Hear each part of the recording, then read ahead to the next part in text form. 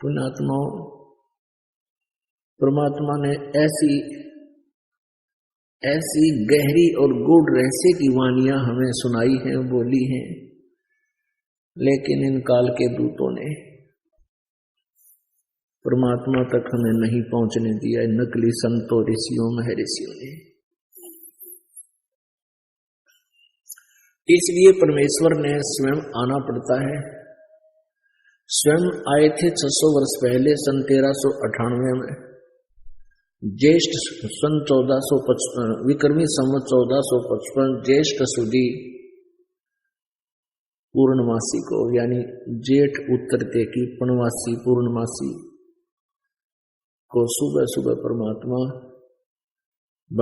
काशी शहर में बने हुए एक लहर तारा नामक तालाब में विकसित कमल के फूल पर आके नवजात शिशु रूप धारण किया था। सतलोक से चलकर आए थे। एक नीरू नीमा नाम के जुलाहा पति पत्नी स्नान करने के लिए सरोवर में गए थे। सुबह सुबह बच्चे को ले आए थे अपने घर पे। वो जुलाहा थे। जुलाहे का कार्य करने के कारण परमात्मा भी जुलाहा कहलाए। यानी कर्म से ही जाति बनती है, कोई जाति जन्म से नहीं होती।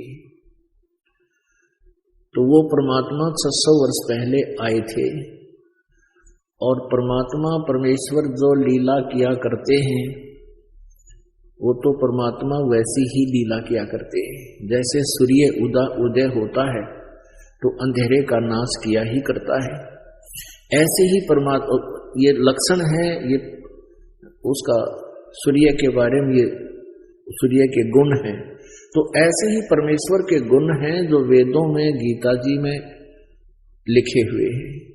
तो जो गुण परमात्मा के होते हैं वो कबीर परमेश्वर जी ने 600 वर्ष पहले वो चित्रार्थ कर रखे हैं। और आज हम अपने भगवान को पहचान लेंगे, क्योंकि हम वेदों को श्रेष्ठ मानते हैं। वास्तव में वेद श्रेष्ठ हैं ही, सत्य है। और वेदों में जो लिखा वो हमें मानना अवश्य चाहिए। पुराणों में जो लिखा है, पुराणों को भी हम, विशेषकर हिंदू समाज के, तो पुराणों को हम शिरोधार्य ही मानते हैं। तो जो पुराणों में आज वर्णन है वो हमें आज भी मानना चाहिए। पहले हम नहीं समझ सके, हमारे को गलत गाइड कर दिया नकली संतों, ऋषियों ने, गुरुओं ने, ब्राह्मणों ने। तो हम अभी तक भ्रमित थे। अब हमें दिशा मिल गई, रोशनी। अंधेरे में हम भटक रहे थे, रोशनी हुई, सूर्य उदय हुआ इस तत्व ज्ञान का। इसकी रोशनी में अब हम सुमार्ग पर चलेंगे और चलना चाहिए। ये हमारा एक बुद्धिमान व्यक्ति का कर्तव्य होता है। तो परमात्मा ने 600 वर्ष पहले जब आए थे वो लीला की थी, जिसका समर्थन आज वेद कर रहे हैं, जिसका समर्थन गीता जी कर रही है, जिसका समर्थन जो ज्ञान परमात्मा ने दिया था उसका समर्थन आज पुराण कर रही है, कुरान कर रही है, बाइबल कर रहा है। तो पुण्यात्माओं, आज हम अपने भगवान को पहचान लेंगे। पहले हमारे को किसी ने कुछ भगवान बता दिया, एक मिट्टी का रख दिया कोई खिलौना सा, ये तेरा भगवान, हमने वो ही मान लिया, क्योंकि हमें परमात्मा की चाह थी, आज भी है। अब जैसे मूर्ति रख दी भगवान की, श्री कृष्ण जी की, विष्णु जी की, तो हमने स्वीकार कर लिया। विष्णु जी के गुणगान उन्होंने सुनाए, हमें मान लिया। कहां से सुनाए उन्होंने विष्णु जी और शिव जी के गुणगान, गुण कहां से सुनाए? विष्णु पुराण से विष्णु जी के, शिव पुराण से शिव जी के। तो किसी ने बताया कि भगवान की मूर्ति है, इसी की पूजा से तेरा मोक्ष हो जाएगा। हमने वो भी शुरू कर दिया। तो ये भूल थी, ये गलत था। मूर्ति बुरी नहीं, मूर्ति की पूजा गलत है। मूर्ति का होना अनिवार्य है। मूर्ति से हमें प्रेरणा मिलती है। जैसे हम किसी सूरवीर की मूर्ति देखते हैं, चित्र देखते हैं, और उनके गुणों से हम परिचित होते ही हैं। तो गुणों से परिचित होने से उसकी मूर्ति देखते ही हमारे अंदर भी वैसा ही भाव बन जाता है। जैसे हम सेब की मूर्ति देखते हैं, आम का चित्र देखते हैं, आम की मूर्ति देखते हैं, तो हमारे अंदर उसके गुणों का ज्ञान होते ही उसको पाने की भी इच्छा बढ़ जाती है। तो ऐसे ही जो मूर्ति भगवान की, विष्णु जी की, शिव जी की, कृष्ण जी की, राम जी की, हमारे को हम जिसकी पूजा करते थे वो पूजा नहीं करनी थी, उसकी पूजा से हमें कोई लाभ नहीं होना था मूर्ति की। हमने उस मूर्ति वाले भगवान को पाना है।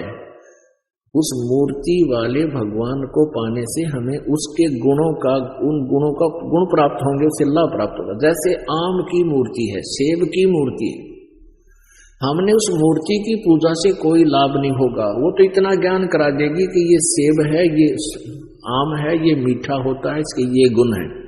अब मूर्ति वाले सेब को ढूंढना पड़ेगा, ओरिजिनल को, तब हमारा पेट भरेगा। तो कबीर परमात्मा जी मूर्ति के विरोधी नहीं थे, मूर्ति पूजा के विरोधी थे। इन ढीठ लोगों ने हमें इतना रूढ़िवादी बना दिया कि हम केवल मूर्ति की ही उसी का घंटी बंटी बजा कर उसके तिलक तिलक ला के श्रृंगार करने में लागे रहते। इतने उसके श्रृंगार में लाग गए, इतना ठीक है, खराब हो रही हो तो पोछा मार दे, कपड़ा साफ करके प्रणाम करो मूर्ति को, क्योंकि भगवान को, उस मूर्ति को प्रणाम कर, परमात्मा को प्रणाम होता है। ये श्रद्धा हमारी बनती है, भाव बनता है।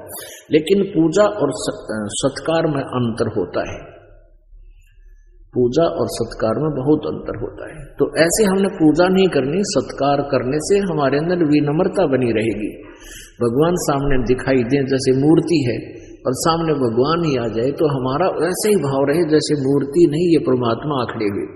लेकिन लाभ मिलेगा भगवान से ही। वो मिलेगा कैसे परमात्मा, उसके पाने की वे ऑफ वर्सेस गीता जी में बहुत अच्छी वर्णित है।